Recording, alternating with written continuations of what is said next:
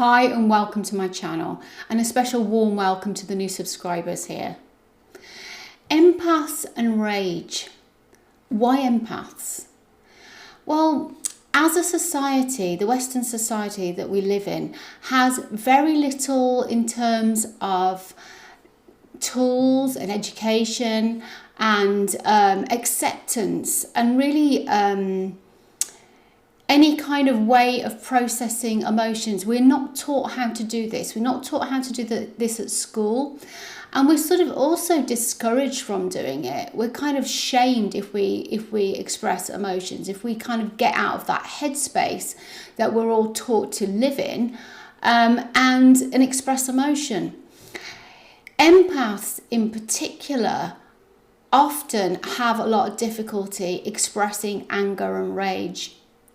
And this can be because quite often I've seen the correlation between identifying as an empath and being raised in a home where emotions weren't accepted, discussed, maybe people were shamed for showing emotion and so on. So the empath may have grown up in a home that was unconscious. They may have been raised by unconscious parents who they themselves expressed these emotions such as anger and rage in a frightening and or very disturbing and negative way.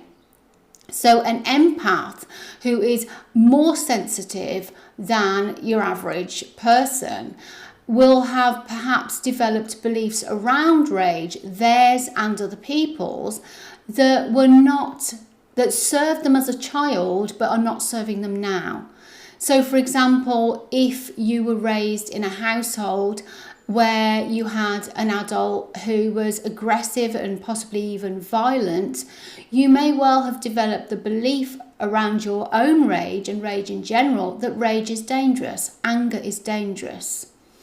You may have developed a belief my rage is dangerous because your parent was quite happy to project their rage, but when you expressed anything, you were punished for it. So it's very important. Rage is such an important, all the emotions are important, and it's very important not to repress your emotions. But rage is such an important emotion when it comes to boundaries. And I'll explain that a little bit later in this video. So how rage is related to boundaries. So if you are somebody who goes through your life and experiences people crossing your boundaries, situations that make you angry or even feeling full of rage, if you carry those emotions around with you and you don't process those emotions, you are going to suffer the consequences of that. And the consequences with empaths is very often that they start to internalize the rage. So they may become self-sabotaging. This may show itself through perfectionism. They may become depressed and or anxious because rage, all emotions are energy. They're all energy. And they need to be processed properly and safely so that we can move on, and we can move on without carrying this energy within us. And so if you find yourself getting depressed, feeling anxious, or even sometimes maybe having outbursts, and very often, this might happen kind of completely out of the blue or seemingly to you as an empath, that you suddenly have an outburst and you shame yourself for it, something terrible afterwards. That's a very common thing that I've seen with empaths, that they will this rage and anger will bottle up inside them, and then they will suddenly have an outburst. And you may have an outburst at somebody that an innocent person, if you like, not the person who's created that kind of feeling in you in the first place. So firstly, for an empath, to remedy this, the first thing to do is to accept that your rage is okay. That it's okay to feel rage. It's not just okay, it is normal. It's a normal part of being a human being. It does not make you a bad person. It doesn't make you like your dysfunctional parent if you had a dysfunctional parent.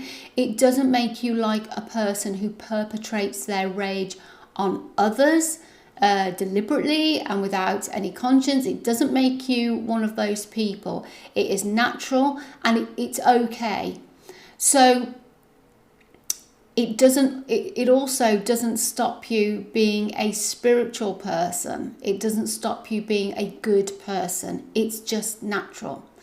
So first of all, if you can unashamedly own your rage, just own it and accept that you're a human being and it's okay to get angry and it's okay to feel extremely angry to the point of rage sometimes. So if you can accept it, you can start to deal with it. And accepting it means allowing yourself to feel it. Don't keep pushing it down. Don't deny it. Don't try to meditate your way out of it. It's not going to work. This is energy that needs to be dealt with. It needs to be processed and it needs to be released in a safe and healthy way. And there are a lot of safe, healthy ways to do that. So if you're going to express your rage in a healthy and safe way, here are some ideas for you. So you could drive out in your car and express it verbally. You could scream out in your car. You could shout in your car. You could, as long as you're doing this safely, or you can write it down. You can express it through writing. A lot of empaths that I've come across are very creative people. So you can actually channel your rage into a creative project. You could write songs, you could write poetry, or you could paint. You could express it that way. If you're really feeling it and you feel like you need a really strong physical outlet, you could run. Or you could punch a pillow. These things, people laugh at these things, but they actually work. Punching a pillow works, and I can say from personal experience, having punched a few pillows in my life, that it does actually help. It can be very therapeutic. Or you could talk about it to a trusted friend. The main thing is that you get it out and you process it, because what you're going to find is that with the rage comes learning. With the rage and anger, there will be learning. There will be lessons to be had and wisdom to be had from processing the emotion. Now, this is the same for all emotions. We learn from them.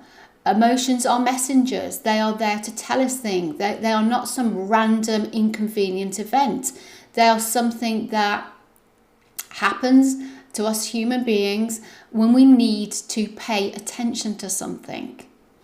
So boundaries and rage and anger. Now, this relationship is a really, really important one.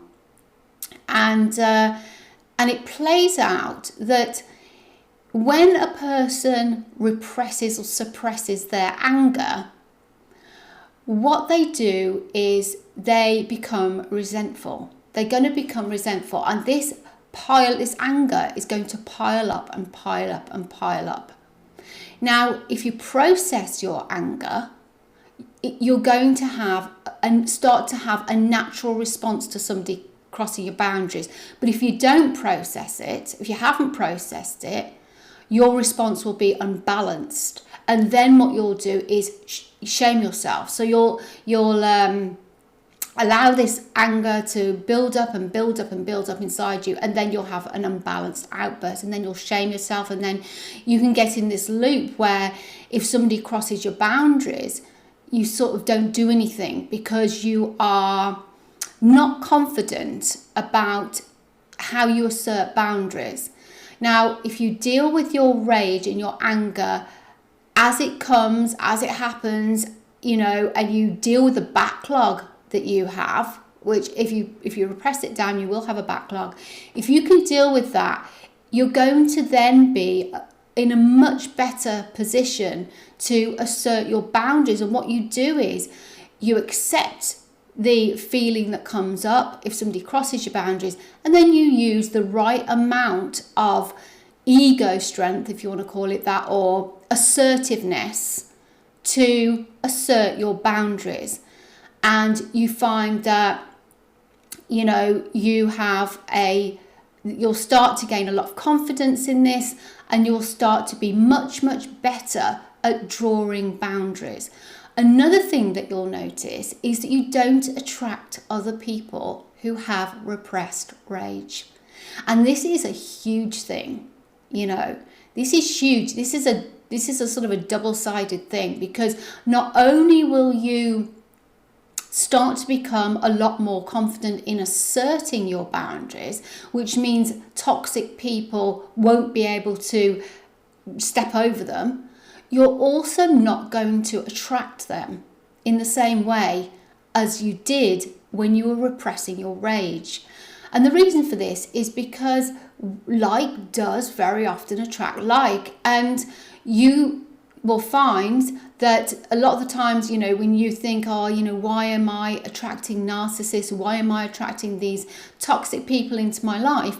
Well, you're attracting people who also repress their rage. There's a big difference in how that plays out for them, but nevertheless, they still repress their rage. And then what they do is they look for an opportunity to pour it all out over somebody. And this is a deliberate and conscious thing with them. I think most of the time, maybe some of the time it isn't, you know, it's unconscious, but that sort of sets them apart from the empath who represses it and has the occasional outburst that they then shame themselves for. So if you can deal with your emotions, you can accept when you're feeling angry, you can accept your rage without shaming yourself for it, without deciding that that makes you a bad person, and just accept that those emotions are part of who you are as a human being, and they're part of your identity, and you can work with them in a healthy way, giving them the time that they need so that you can take the lessons from them that they're bringing to you.